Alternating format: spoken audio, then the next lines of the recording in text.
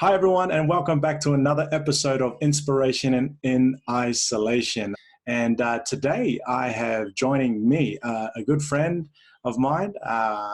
Look, I'm just going to introduce her because she's awesome. People call her Kerry. I just call her Kez. Say hi, Kez. Hey, how are you, Ray? I am fantastic. Well, for those who have been following my journey, I have been in, well, it's more so quarantine. I'm not sick, but for the last few days. And I just thought, why not create video content or a podcast, whatever people want to call it, and that'll add value to those who potentially may be in isolation or quarantine, and practical things as well that we can actually use to add value and benefit and sustain us in this weird, awkward time of COVID-19. And so my guest today, Kerry, I'll just call you Kez because it's just weird calling you Kerry. Kez. Kez, tell us, what is your current profession? Where are you based at the moment? Okay, so my professional qualifications is I'm a mental health nurse, and my specialty area is mental health. So I was an Avondale graduate, and I have circled back after years in working in public mental health, and now I teach at Avondale. So I teach in the nursing degree, across most levels. So first, second and third year, I teach 2 specialty mental health units along with some other things as well, but mental health is my passion. Awesome. And can I ask, how did it come to be your passion? Because obviously everyone who does the general nursing course, you I guess diversify within the course, you figure out what do you like, what do you don't like, why mental health? Yeah, look, when I started at Avondale, which is technically not that long ago, it was 2002 I graduated, there were no mental health units within the degree. So we didn't actually focus on it as an area of study, but we did a couple of placements. I went on placement in Northern Sydney to a couple of private mental health inpatient treatment areas. And it kind of sparked curiosity. To be honest, I didn't know much about it as I was growing up. I knew that there was people with mental illness, but we didn't have PDHPE, and we didn't start learning about this stuff in primary school like we do now. So somewhere between when I graduated and now, the federal government identified mental health as a huge priority health area in Australia. So, if we just pick young people don't die of much else besides mental health related problems. So drug and alcohol problems, suicide, accidental death. Just for young people, that's a priority. We also have an aging population, there's issues there. So anyway, they coughed up some of our tax money, and that's trickled down through the system to make sure that frontline staff, whether it's doctors, nurses, teachers, whatever, are getting upskilled in mental health. So when I started teaching at Avondale, which is 2011, I was teaching 1 mental health unit, and it was a non-clinical unit in second year. And now it has morphed even further. So they do 2 units of mental health. So a whole year of mental health in second year, and both of those units have clinical. So it's the focus area. What made me stay in it?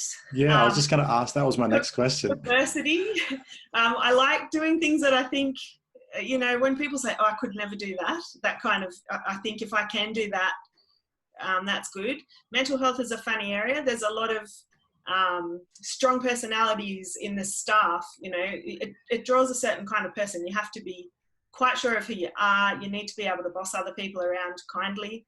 I love that, kindly. I say that what trained me for mental health in the inpatient setting is 10 years of summer camps. If you can get a group of people sort of heading in the right direction, avoid the conflicts, keep people moving where you want them to go, establish a routine, even in an unfamiliar environment. Those things, those skills I already had.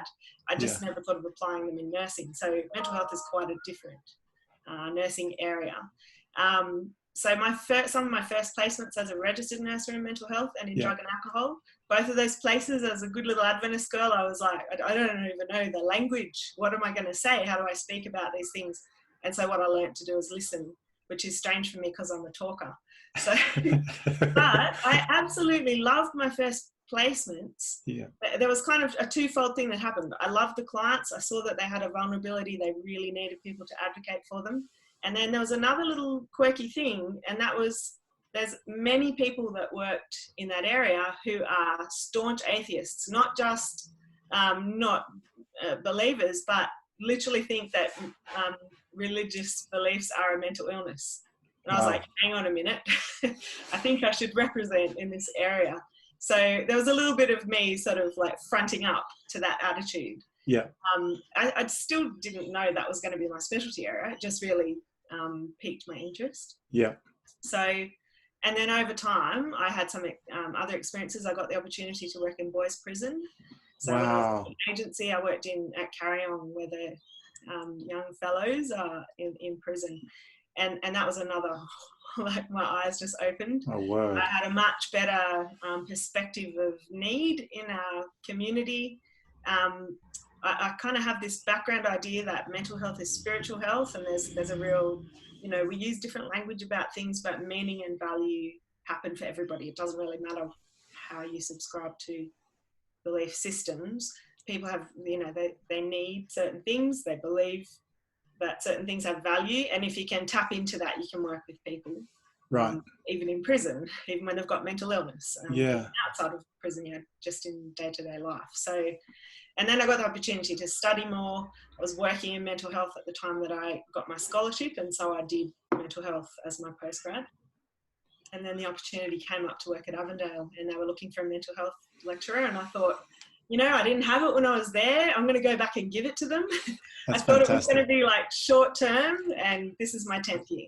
Wow, 10 years in. And so what I love about this whole journey of you into mental health and doing what you do now, you can see it's a series of a consequence of certain events and experiences that's led you and giving you those experiences, especially now. Like you said, I wanted to go back to what you said earlier about the government coughing up money. When did you see the spike in mental health, like people wanting it to be in awareness campaigns, and you as a person who's in it, were you thinking to yourself, wow, is this normal? Is it not normal? Yeah. There's probably a broad context. So can't lay my brain on the dates specifically, but you would know socially that in the past, people kept in institutions. Essentially, if they had a mental health crisis of some sort, mental breakdown or a nervous breakdown, they were put in hospital or in a facility and basically kept there forever. And anyone living around Currumbong knows about Morisset. If you've ever driven up the freeway from Sydney, you drive past Pete Island.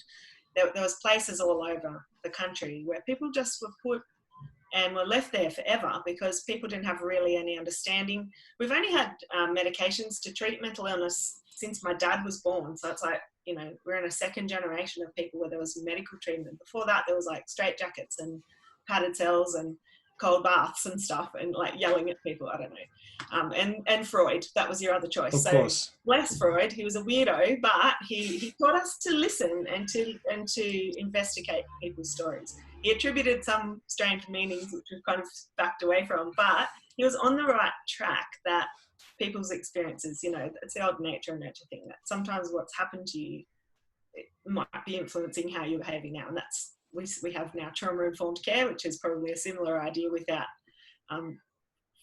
Freud's flavour. So there was a royal, a royal commission into institutionalised care for people with mental illness. Okay. And it basically said it's not good. People shouldn't be locked up forever. Not every mental illness is lifelong. There's a lot of abuses and stuff. And that probably sounds familiar to people now because we're doing that sort of investigation into other settings. So that investigation that started with Callum Park in Sydney and then it moved more broadly. And so the movement towards deinstitutionalisation came. And they said people shouldn't live in institutions, they should be integrated back into the community. And they did that precipitously with not much planning and no support. They took all these people that had lived in sort of their sheltered environments and put them back into the community. Wow. And there was a lot of blowback. People didn't want them living next door. People didn't have skills to care for themselves. Even if they're put in a group home, they'd never had to do their own laundry or shopping or whatever, catch public transport. So that time, which was not that long ago in the scheme of things, made governments at every level start saying, well, what should we have done? We've already let the horse bolt. People are in the community. We agree they shouldn't be locked up forever. It's not a crime to have a mental illness. They shouldn't be in what looks exactly like a prison with very similar circumstances. with no trial or anything, you know, just live there now. So from that time, I think there's been a movement to improve mental health care. Hand in hand with that is the social justice movement. So if you look at the move to end segregation, yes, moves against sexism and racism and all the isms, there was a strong consumer movement. So people with lived experience of mental illness were gathering together in places like the United States, saying we don't like this old model, we don't like the paternalistic way that we're treated, we're not sick all the time, we should be able to participate. And so all of those things kind of shaped social policy. And in Australia, you know, we've grown up with health campaigns. We grew up with Slip, Slop, Slap, which has now got like 10 extra steps. We knew about the Grim Reaper and campaigns around AIDS and stuff like that. And we've slowly started to spend some money on improving the community's mental health literacy and to create policies and, you know, because health services are looking after people regardless of their mental illness or their physical illness, but right. not everyone is skilled and trained. And there used to be a real divide, you know. Still, one of my things that I don't like to hear is when I have a student who says to another nurse, so they might be on placement in medical or surgical, and the nurses say to them, oh, what do you want to do when you graduate? And if they say, I want to work in mental health, they go, oh, why would you want to do that? And I'm not putting any shade on those nurses, but it's a way of thinking that it was a separate thing. It was somehow different. It wasn't really part of healthcare. It was like, it was still a little bit, ooh, you know. Yeah.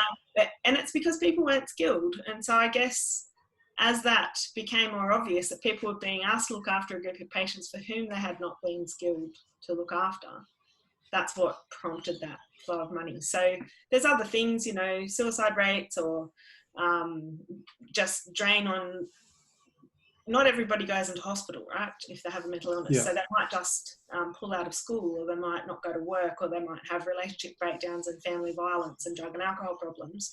And it's less obvious what the source of the problem is. But the powers that be have accurately identified if we did more in that space to support people's mental health, there would be less of those social costs. And also people would actually get the care that they needed. Yeah, I think one of the interesting things in regards to, I guess, mental health as well is all these sort of other campaigns, awareness campaigns are now coming out, like It's Okay. Are You Okay? Another shirt or company called Livin', you know, and then another one is about it's not weak to speak.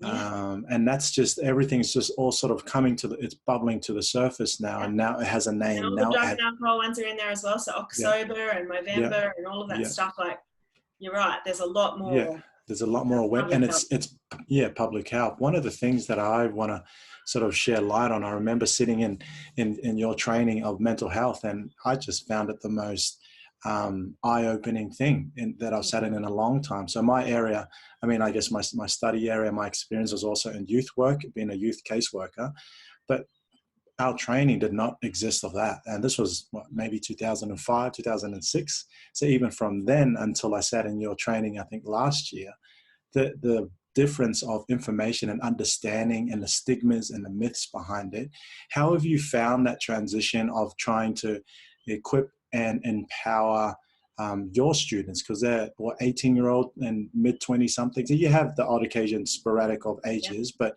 the main cohort is the young ones. We have so many different backgrounds, people from overseas, people from you know, locally, but maybe in the islands or whatever. So sorry, your question was, how do I? Yeah, how have you found speaking to this cohort of new nursing students, now that you said you used to teach one subject, now they want you to teach more, and it's almost like it needs a whole nother, I don't know, thing. So how have you found that adjustment? 5 years ago, some students would say, how come we have to do mental health? I know I'm not going to work in mental health. I know I'm going to work in emergency, or I want to be a paramedic later or whatever. And so I would kind of have this spiel that I would encourage them to see it as part of holistic nursing. And I still say I'm not trying to graduate mental health nurses, I'm trying to graduate holistic nurses that can meet any need of their patient, whether it's mental or physical or emotional or social. You know, we say we have a holistic course, there's no way you can leave this part of the patient out. Wow, I So, love that. if you want to be a good nurse, you need all of these skills. And it's the same skills for working with peds, or it's the same skills for working with people with dementia or whatever. It's about adapting your communication, recognizing what the source of someone's distress is and responding appropriately. It's actually not a big secret. And once we get into it, lots of students love it because they say, oh, this is actually stuff I did know, I just hadn't been intentional about it before. Right. And part of the reason they did know is what I mentioned before, that if you're schooling in Australia, particularly now, kids are talking about this in primary school. That's right. part of the government's, they're putting into curriculum information that they know is important. We're upskilling teachers and parents and community groups like, scouts and cubs and footy teams and whatever. So the training that you mentioned before, mental health first aid training, that comes in various forms and it's administered to various groups, all through government grants to try and improve mental health literacy in the community. So it's one of the few areas, well, there's a number of health priority areas in Australia, like cancer and accidental death and whatever. And so the government tries to prevent those problems. We know we don't spend enough on prevention. We spend a lot of money after people have the problem. And in mental health, that number it's almost, you can't even calculate it. It's so huge. It affects every aspect of life. So they are trying to target prevention. And one of the ways is to get the community able to talk to people so that we can prevent a crisis from happening, or to recognise if there's a problem and refer appropriately. So they're trying to destigmatise. I'm sure you know, there used to be, it was spoken in hushed tones if you said something, someone's got, and it was very, ooh. So now I'm seeing a lot less of that. Kids are reasonably fluent in the language of mental health when they come through. They might not know what their symptoms were or what they should do about it, and they still have some hesitation about going into mental health units. Yeah. So, I've got to prepare them for clinical, and so that they're interestingly, over the years, I've discovered two main fears that students had going to work in mental health, and that was that they would say something that makes it worse. So they literally fumble their words when they said to someone, and the person would have an adverse outcome. Either they'd harm themselves or they'd become violent or something. Okay. And so that was their second fear, that they would be assaulted. And by training them in the training that you've done with me, yes, their concern level dropped, because they thought, I know how to talk to people. I know what it looks like when someone's upset. And I can tell the difference between just someone who's distressed and someone who's in crisis. And if they're in crisis, I now have the heart and the skill to help. And that's awesome. So, I grew up with the Adventist health message. I know that prevention is better than cure. Mental health was not part of that message. No. But it fits really neatly into that mindset that if we do the work in the beginning, then we can help people. Yeah. One of the articles I read last night, and I shared with you off screen, was a friend of mine, he sent it to me. It was an article written in the Sydney Morning Herald, I think yesterday or the day before. And the basic summary of the article is that people who are experiencing COVID now have more, they're more, open to having more mental health issues. It's higher than it was when the bushfires were around. Yeah. What do I'm interested to know your thoughts on that. Yeah, well, it's not just that it's higher than the bushfires. I'm not really sure how you can compare the distress, but it's cumulative. We know that when people experience trauma, any trauma, it can be a one-off or, repeated exposure. At the moment, we're all being traumatized by one another's grief around the losses that are happening around being shut down, losing jobs, what are we going to do with our mortgage, all of that stuff. And we've just, as a group in Australia, come out of this utterly horrendous fire season where in some ways we were better informed because, we could go to the Fires Near Me app and I could see exactly, and I knew how many acres were being burnt out and whatever. And now we're faced with this back-to-back pandemic. It's not just us, it's the whole world, and people want that same level of information and they can't get it. The information that they're getting is confusing. It's not just about, I can see a fire and flee. Like, what is your plan when the fire comes? Now it's everyone's probably going to get it. Some of you will die. Everybody else hang in there. Yeah, that's right. That's kind of like the biggest message that's out there. And that when people are already at the edge of their capacity to cope, and they think that they're recovering, and then we hit them with another big crisis, people's coping is low. It's not that everyone's going to get mental illness from COVID-19. It's that the most common mental illnesses are anxiety and depression. And people's anxiety is just being pushed up and pushed up and pushed up, largely because we don't know exactly what this is or how long it's going to last. You know, there was some sense of relief even in places that got burnt out in the fires. They were like, well, it's burnt now, it can't happen again. Whereas this COVID thing, you know, is it near us? What's happening? Is it in my area? Should I know the name of the person? People are attacking health staff because they're saying, test me, just test me now. And they don't understand that you can't be tested. There is no test if you have no symptoms. So people are not sure of the criteria.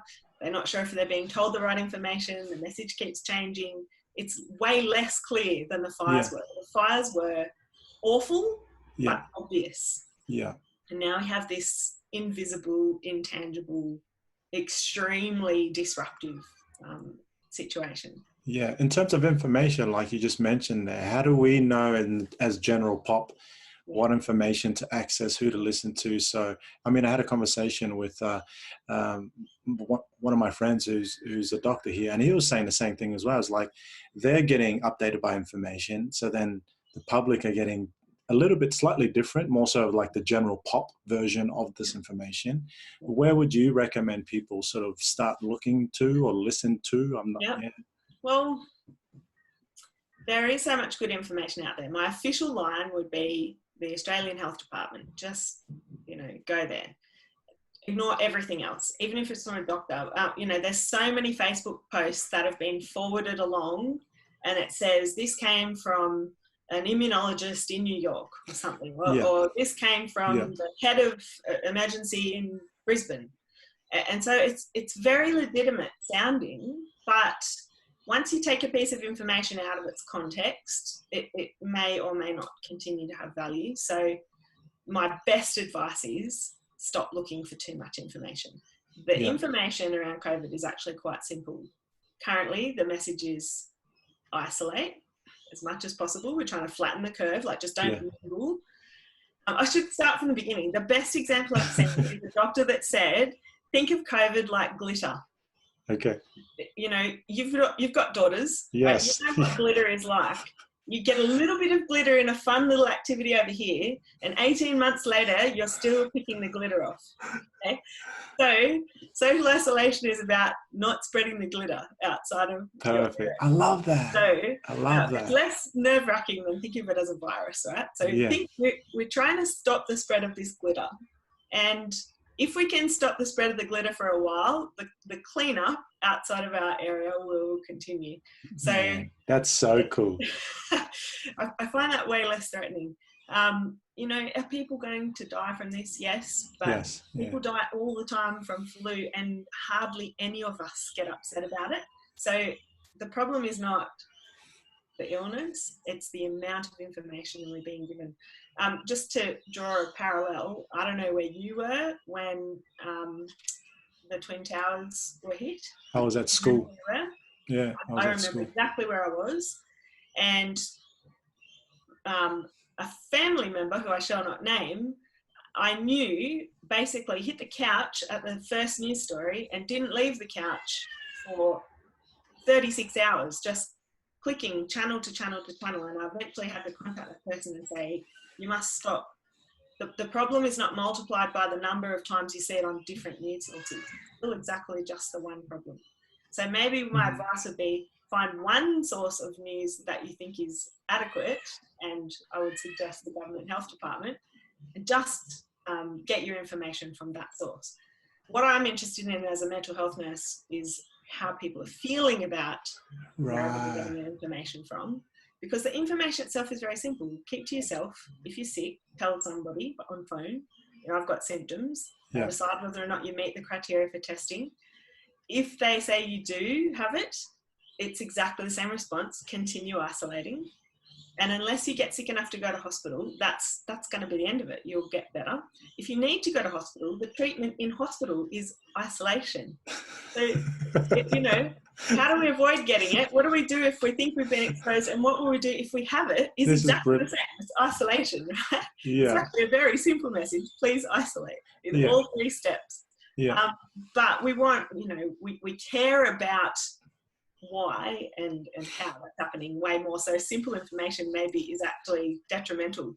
It doesn't sound intense enough. It's too good to be true. I should be showering in hand sanitizer, and I should be doing some active thing. Yeah. My favorite memes at the moment are the ones that are saying, your parents are asked to go to war, your grandparents went to war, you're being asked to sit on the couch, like, do it for Australia. Yeah. Don't beat this up. That's what I just crack up. Don't expletive this up. I'm like, I got nothing. I haven't experienced anything. Yeah. And I was just saying to Shani, I said, as millennials, like 35-year-olds, like all of us in that category, we've never really experienced any hardship. The global financial crisis, my parents were still like, that didn't really affect us, because we're sort of like, either I was just about to start uni. You're just like, even in before that, like the wars and stuff, like our grandparents, Great Depression, and Shani's granddad had experience, he was a child of the Great Depression, really, and just coming out of that. But then I compare what I've experienced. I'm like, we're going to feel it later. So I really, we've kind of made a few jokes and talked about memes there, but not everyone's experiencing this in the same way. And that's because everyone's situation is so different. My personal situation is great. I'm in a sheltered profession. I'm not going to lose my job. My husband's not going to lose his job. We might actually catch COVID because he's a paramedic and he might bring it home from some visit. But, I'm not concerned for myself. But there's people in a completely different situation from me. And my biggest mental health challenge has been managing my empathy and managing my contact time with other people's distress, because there is a lot of genuine, extreme distress, and I'm sure you've come across it. So, Australia has a largely casual workforce. We have a lot of small businesses that provide work to those workforces.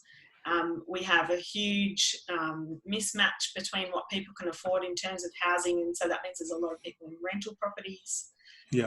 So everyone in that situation is currently under immediate threat, and it puts their coping under extreme stress. And so for people like me who are in the situation where I'm not worried about the roof over my head and, if I'll have a job tomorrow or if I'm going to get evicted from my house, I have more emotional coping available to support the people that are in that situation. But because everyone's coming from a different perspective, if we're trying to help someone, if I want to help my friends and my family and my contacts, I have to be in a good position first. So, I have had to limit my time in social media. I have to not read the comments. I have to not try to educate the whole world about what I think they should be doing, because that's outside of my circle of control. So before I reach out to a friend or to students and say, how are you going? Does anyone want to talk? I have to make sure I'm ready, actually, if they need me. So I've been practicing my own boundaries and trying to, think about good things. I've left a couple of Facebook groups that were largely around the drama and the distress of it, and I've joined some that are deliberately and intentionally looking for the good in the situation. I don't know if you've heard about it, but so the Kindness Pandemic, it's a Facebook group. Oh, the stories are just great. I still cry. I cry if I'm sad, I cry if I'm happy, and there's plenty of crying in the good things. So, just the way people are really deliberately trying to make it better for others. And that's actually super good advice for how do we get through this? Help each other, but only if you're able. I don't want people giving away their last toilet roll because they want to, be magnanimous. Keep your last toilet roll, please. Well, that was the whole purpose of me creating this. I just knew that, I have a simple platform on social media. I love producing content that makes people feel good. And now even more so in this time of crisis, I'm going to drag in people that I know that are on the front line of positivity, have some great stuff, we have great experience that can help us cope. So what are some tips in terms of helping us cope that as family members, obviously not everyone's going to be upskilled and trained like, yourself and I in terms of the first aid mental training we have, what are some simple things that in a family unit we can do to sort of just be mindful of how we can cope through this crisis? Okay, so first things first, acknowledge your own feelings and do what you need to do to keep yourself emotionally healthy. Once we've got that under control, and that doesn't mean it's like a static thing. I might be doing really well some days, and other days I admit to myself today was not my day.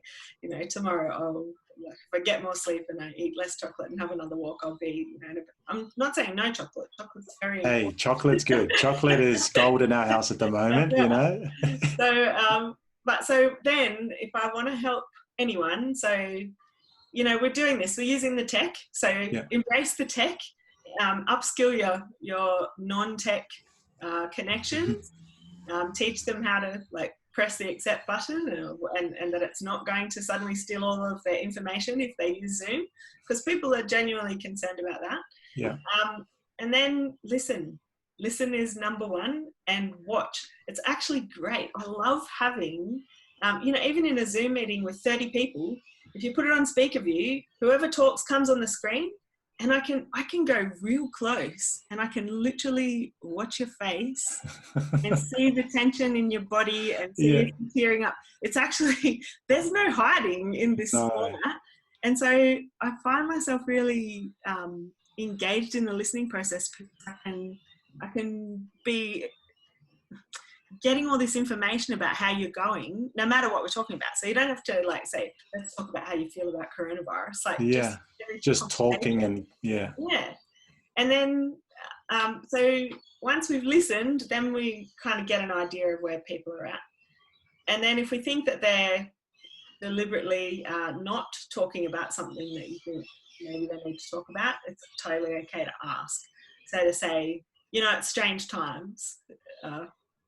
What do you reckon you need? Is there anything that could help this situation be better? And practical help, you remember Maslow? Yes, hierarchy of needs, yes. Yeah. Some people's needs are very practical at the moment, very easy to say, I have no pasta, I have no toilet paper, whatever those things are. Other people's might be within our power to help or not. So let's say somebody that you're talking to has lost their job. Yes. That's happened. That's a real quote. That's a real thing that I've been currently this week. Their landlord, they know their landlord is not a wealthy person. They rely on those payments. What are they going to do? So my advice is, if you have an inkling, you've heard your friends lost their job, go and find out what resources are available to them. So at the moment, you can go on the Australian Government Services website, and it says how to register your intention to claim a Centrelink payment. I heard in a Facebook group that people are saying, I can't register there because I don't have a Centrelink number. I wasn't already on Centrelink. How can I do this? And then other people are saying you have to say, I intend to claim, because they can't get through on the phone. They're lining up for days outside Centrelink. That's right. But if they can say, I intend to claim, it will be backdated from that date. And even being able to tell someone a practical piece of information like that, if you're going to sign up for social services or whatever, say you intend to claim, just to be able to tell someone how practically to click on the buttons. That's right. Because they say, I've heard there's money, or I've heard there's help. Do I qualify? I don't know how to do this. I've never been on the dole before, or whatever. Or they're embarrassed, they don't want to go on the dole, they think that's only for people that might never get work again. You're no, it's actually supposed to be for people trying to get work. That's right. And then on that same website, there's links to if you're got big debt, so say somebody with a small business and they're looking at, they've got plant and overheads that they've got to keep paying, even if they've put off all their staff, and they're so the National Debt Helpline is on standby, waiting to tell people, this is what you should do, this is how you put things together, this is how you meet your obligations under these trying times. So I don't know anything about that. I'm not a financial advisor, but it only took me 2 clicks. And to find that on them. And because I'm not in a panic, because this is not what's happening to me, I'm actually a great researcher for my friend. Yeah. So if I do my little bit of research first, not to be an expert, but so that I can talk practically, okay, so you've got toilet paper and pasta, but you're worried about like losing your business and your mortgage. Have you gone to the National Debt Helpline? You know, it's such a simple thing. Yeah. There's so much information, and when you're in crisis and your brain is shutting down because all you've got is like your heart and your throat, you need a research assistant. So Yeah. be the research assistant if you can. Yeah. Man. Information.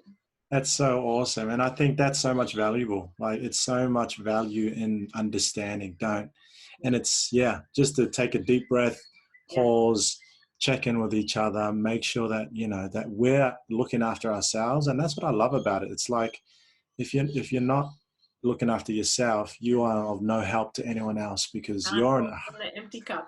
That's it. So we really want to make sure that even in our mental state and our mental capacity for now, that we're like you said, even accept this is happening. Don't try to run away from, no, it's never going to happen to us. That's huge. Something that's just popped into my mind. I keep hearing people saying, "Oh, we're all in this together. Like everyone's in the same boat." Everyone is not in the same boat.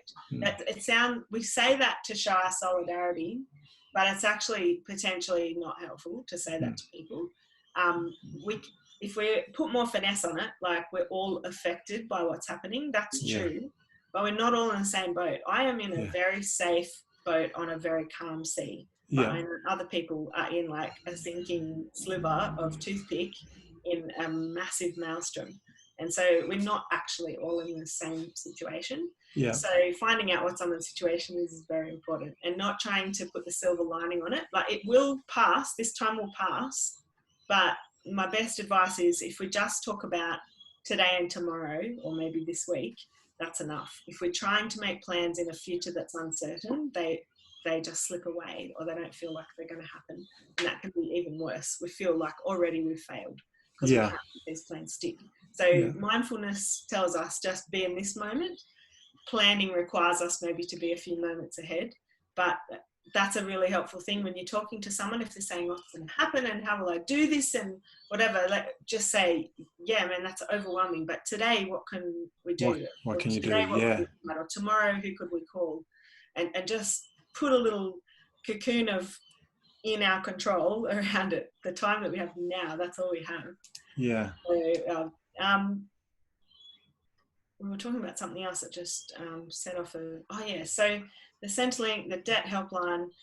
The other thing, I'll send you the link and you can share it as you see fit. So Mental Health First Aid has got all the how to help guides. So if you think that your friend or your family member is literally experiencing a potential mental illness as a result of this, and what I mean by that is depression or anxiety that is beyond the norm, beyond what they can manage. So if it's starting to impact their sleep or their ability to eat and drink, or if it's impacting their capacity to engage with their family members, so if they start withdrawing away and sort of going into a dark cave, we might feel concerned. And so I'll give you the link to where people can find resources. Yeah, we'd love that. To read through and say, this helps, this doesn't help. This is the kind of language I can use to see if my friend's at risk. Awesome. Kaz, you have just given me a whole bunch of hope and calm about this whole thing. Like, look, I'm a fairly chilled, resilient kind of a person anyway. And so, but this is just giving me more, I feel like super arm, and I go, okay, yes, accept that this is happening, but I'm okay to sort of help within my own family unit process through it. And so, look, whoever's listening and tuning in today, I hope that you get some amazing tips. We'll make sure that we put the links in on some of these websites that Kez has provided for us.